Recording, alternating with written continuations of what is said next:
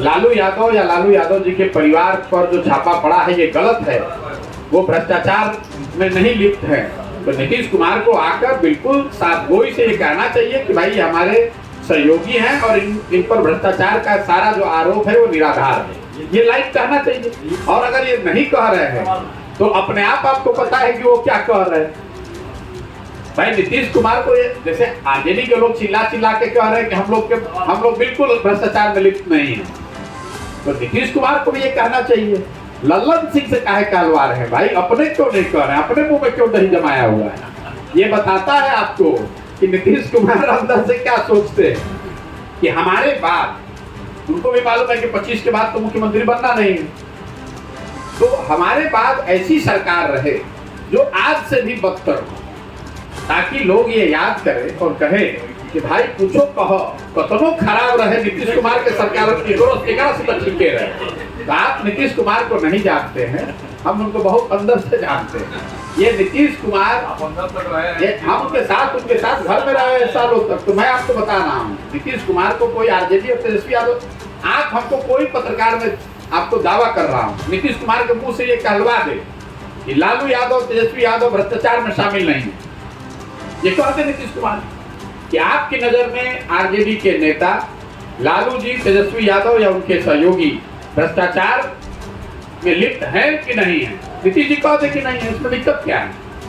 ये कहने में उनको कौन रोक रहा है, ये तो ईडी सीबीआई नहीं रोक रही है उनको। नीतीश जी को मैं चैलेंज करता हूँ, कह दे आप छाप दीजिए इस बात को, मैं चैलेंज कर रहा हूँ। अगर नीतीश कुमार में दम है तो ये कह के बता दें कि लालू यादव और तेजस्वी यादव और उनके परिवार के लोग भ्रष्टाचार में लिप्त नहीं है, ये सिर्फ पॉलिटिकल वेंडेटा है जिसके तहत उनको परेशान किया जा रहा है, ये बात कह दीजिए, हम लोग मान लेंगे।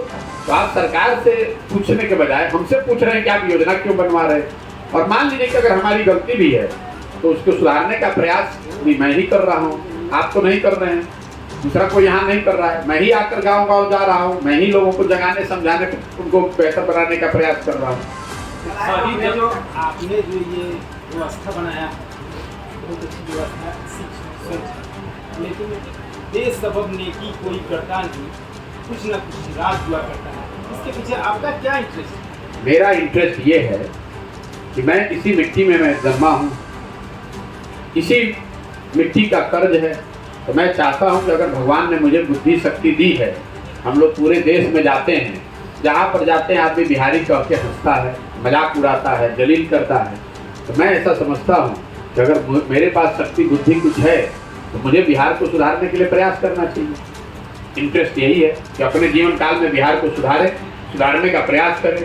अगर आप उसमें और मटेरियल इंटरेस्ट देखना चाहते हैं तो इंटरेस्ट ये है कि जो आदमी भी बिहार को सुधारेगा वो तो इतिहास के पन्नों में उसका नाम दर्ज होगा, वो मेरा इंटरेस्ट है। 500 रुपया लेकर मुखिया जी को वोट दीजिएगा और फिर ये अपेक्षा रखिएगा कि मुखिया जी आकर ईमानदारी से काम करें, तो संभव नहीं है। तो सबसे पहले सही लोगों का चुनाव, समाज के स्तर पर ये जागृति आना कि हमें सही लोगों को चुनना है। दूसरा जो प्रयास है जन भागीदारी।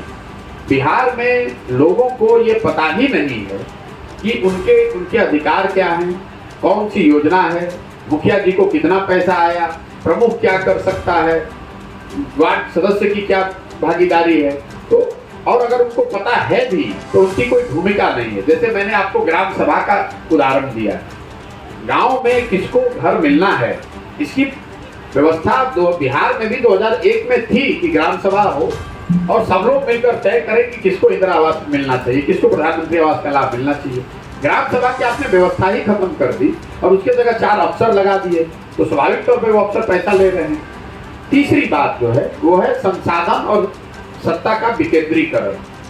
हर फैसला जो आज है वो मुख्यमंत्री, उनके इर्द गिर्द के 3-4 अफसर और 3-4 मंत्री ही ले रहे हैं। पूरे बिहार में कहाँ क्या किस चीज की जरूरत है ये मुख्यमंत्री कार्यालय में बैठा हुआ 4 अफसर तय कर रहा है, तो ये कैसे सुधरेगा।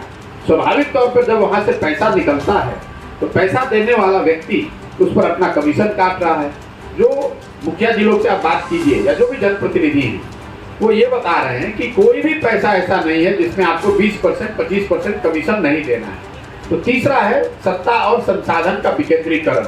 हम लोग ये कह रहे हैं कि पंचायती राज की व्यवस्था में जो परिकल्पना की गई थी कि 1/3 बिहार विकास का राशि चुने हुए जनप्रतिनिधि पंचायती राज के जो हैं उनके माध्यम से खर्च होना चाहिए। वो चीज व्यवस्था लागू होनी चाहिए और जनता की बड़े स्तर पर भागीदारी होनी चाहिए।